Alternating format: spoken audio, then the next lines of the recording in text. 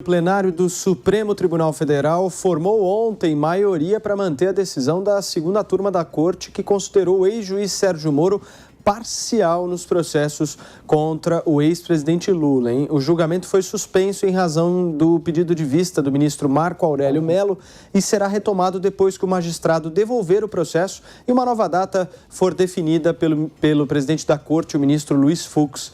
No momento da interrupção, 7 ministros haviam votado pela manutenção da decisão da segunda turma: Gilmar Mendes, Nunes Marques, Alexandre de Moraes, Ricardo Lewandowski, Dias Toffoli, Carmen Lúcia e Rosa Weber.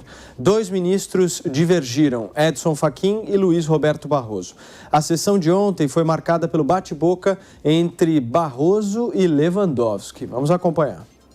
A Polícia Federal não atestou a autenticidade dessas provas. Atestou que a integridade da cadeia de custódia, só não pôde completar a perícia. Mas é produto de crime, ministro. Por quê? Porque é um crime compensa para Vossa Excelência. Milhões de desempregados que esta operação causou. Ministro Lewandowski, me permite, Vossa Excelência acha que o problema, então, foi o enfrentamento da corrupção e não a corrupção? Não. Nós estamos concordes, ministro. Vossa Excelência sempre quer trazer a colação, a baila aqui, a questão da corrupção. Como se aqueles que estivessem contra o modus operandi, não é, da Lava Jato fossem favoráveis à corrupção. Faltam os votos de Marco Aurélio Mello e também do presidente Luiz Fux. Confesso para vocês que ontem me senti representado pelo Luiz Fux e por muitas vezes vi as nossas imagens de discussões aqui sendo traduzidas ali no plenário do Supremo Tribunal Federal. Agora, ô Constantino, me fala uma coisa, cara. O Lewandowski está dizendo que o problema não é a corrupção, mas também não é o combate à corrupção. Qual que é o problema, Constantino? Paulo, eu até gosto que você se compare ao Fux nesse caso, mas me chamou de barraqueiro, né?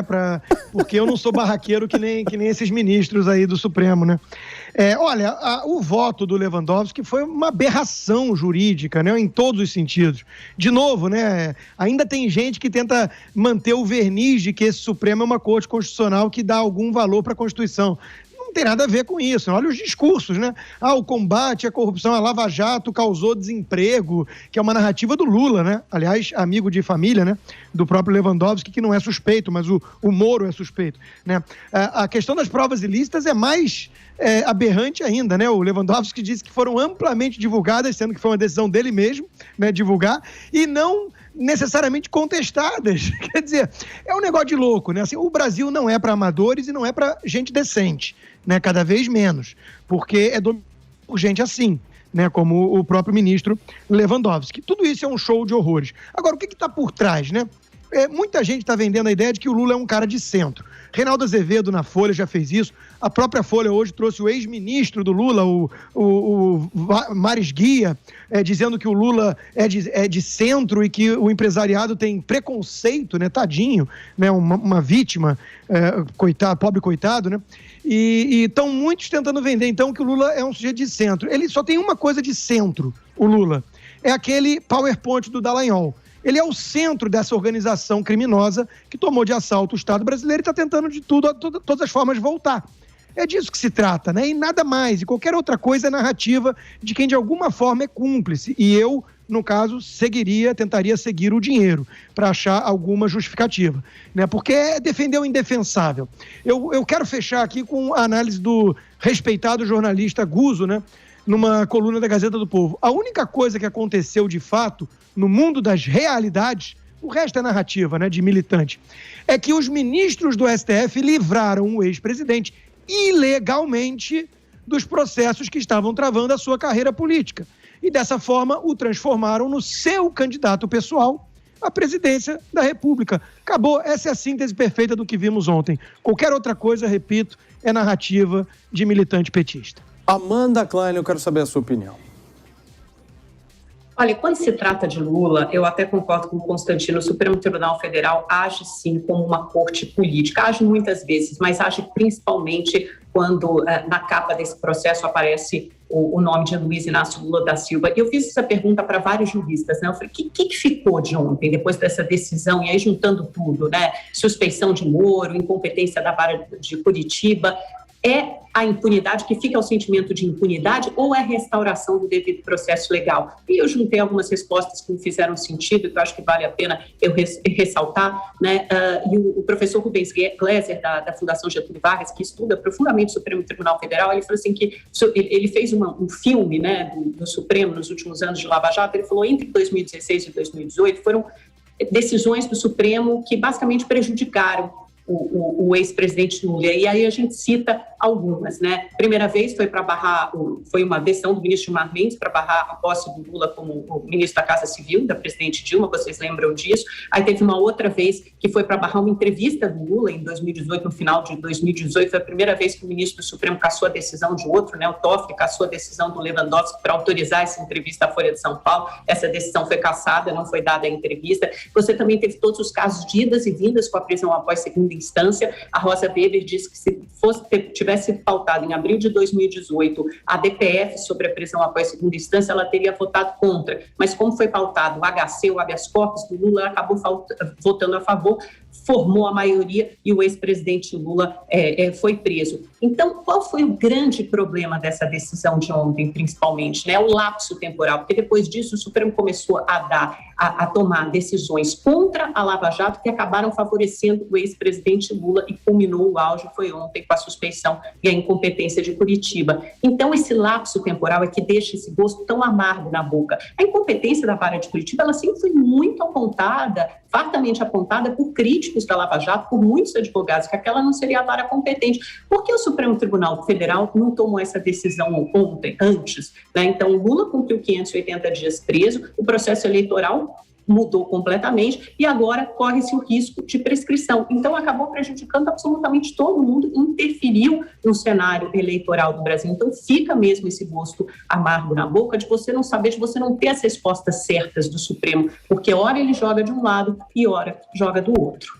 Muito bem, meu querido Serrão, você acha que vai aparecer na história próxima do Brasil aí no futuro juízes, procuradores que estarão dispostos a enfrentar o sistema depois de tudo isso que a gente está vendo acontecer? Você acha realmente que vão existir homens e mulheres que queiram enfrentar o establishment e a corrupção? Ou você acha que não tem como? Olha, é uma necessidade que isso aconteça, né? No tempo do nazismo, havia uma expressão muito bacana para lembrar, depois do Terceiro Reich, que havia juízes, existem juízes em Berlim. Em Brasília, existem? Existem, mas eles estão agindo como magistrados? Essa é a grande questão. A decisão do Supremo Tribunal Federal, que acabou trazendo de volta, tirando Lula da cadeia, da condenação e para a liberdade de voltar a concorrer, a disputar uma eleição, ela não é grave por essa questão.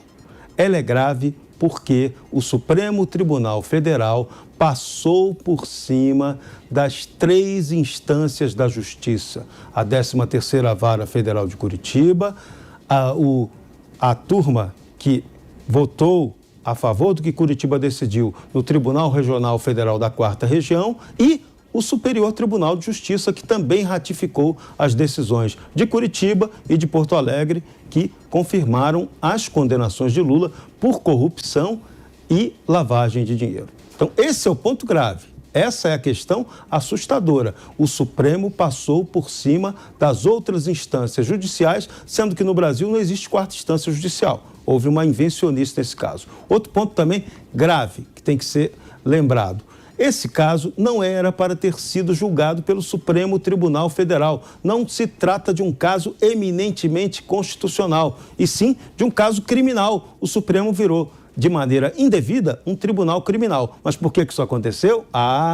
O erro originário chama-se foro privilegiado, essa porcaria que já deveria ter acabado no Brasil, mas que os políticos, como precisam se proteger, não deixam isso acabar. Constantino pediu a palavra?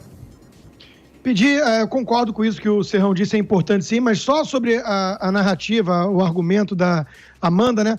É uma narrativa criada por muitos defensores, de alguma forma, do PT e que são críticos da Lava Jato, de que o problema foi lá atrás, que agora o Supremo estaria reparando os erros lá de trás. Né? Isso não se sustenta por 2 segundos de reflexão, né?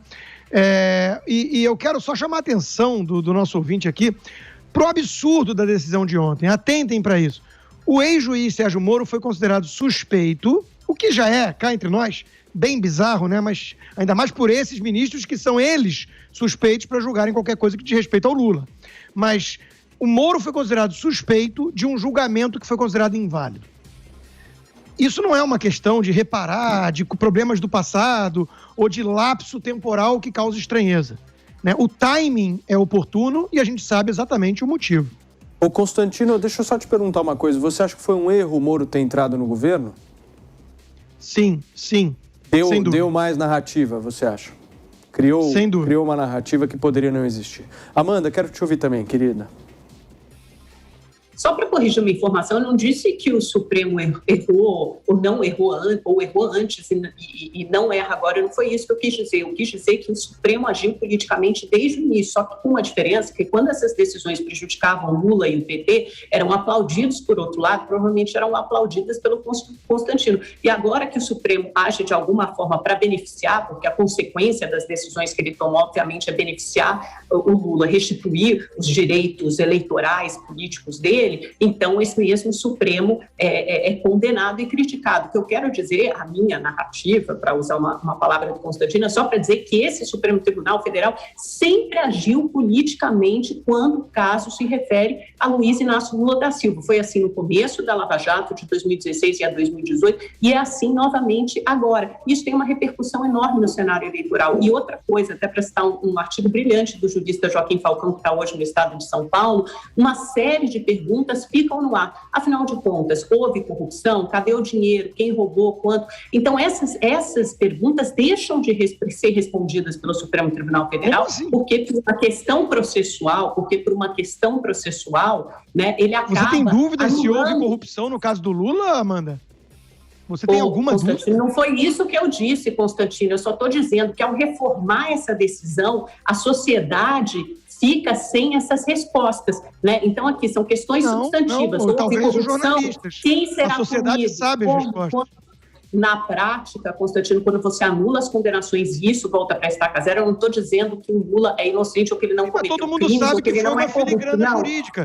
Todo mundo sabe que foi um juridicamente, ele não é mais culpado, tanto que ele pode concorrer nas eleições de 2022. Se essas condenações dele foram anuladas... Ele tem amigos supremos, mas as provas estão todas no documento.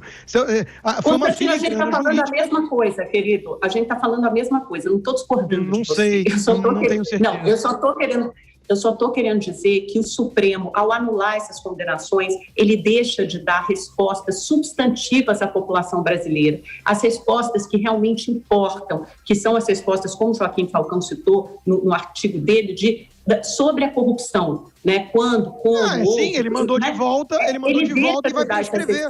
Sim, mandou de volta para prescrever. Ele se atenta a questões processuais. Não que essas questões processuais não sejam importantes, mas se elas tivessem sido definidas lá atrás, se o Supremo tivesse debruçado sobre essa questão da competência de Curitiba, por exemplo, lá atrás, o processo poderia ter continuado em outra vara e não correria o risco de prescrição. Por exemplo, o lapso temporal nesse caso é importante porque você tem o Lula que passou 580 dias na cadeia. E depois, porque você tem o risco de prescrição. Então, para os dois lados, ela não é justa. É isso que eu quero dizer. Não, ela só não é justa para a sociedade que quer combater a corrupção e, portanto, um corrupto da marca de um Lula, né, que tem amigos supremos. Ela só não é justa nesse sentido. Né? O problema está no que foi feito agora. Né? Isso está muito claro para toda a sociedade brasileira.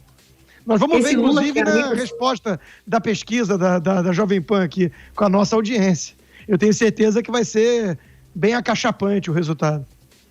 Mas se você for olhar para as pesquisas da sociedade, né, Constantino, hoje mesmo foi divulgada uma pesquisa exame Ideia Big Data, e você vê que o Lula aparece pela primeira vez nessa pesquisa numericamente à frente do Bolsonaro, tanto no primeiro quanto no segundo turno. Então, quer dizer, é uma pessoa que é competitiva no cenário eleitoral e tem chances em 2022. Sim, o Brasil tem muito maconheiro, muito traficante, muito bandido, muito socialista, você tá tem muito bandido. Todos os eleitores do Lula são isso? Todos não. Não, tem os que se beneficiaram enganados. Do governo dele. Tem os que são enganados. São pessoas que se beneficiaram do governo dele na época, que tem uma memória, uma nostalgia, uma memória boa do governo. Sim, e que por ignorância não entende que foi apesar do Lula e não por mérito dele. Não. É verdade. Não, ou seja, são os ignorantes e os safados. Você teve uma política de valorização do salário mínimo, de distribuição de renda, que é o Bolsa Família até hoje. Você teve um crescimento do país que, obviamente, se beneficiou do boom de exportação de commodities, mas você teve a ascensão de 40 milhões de brasileiros da classe média. Então, você tem melhorias que são muito factíveis. O governo Dilma e o governo Lula também.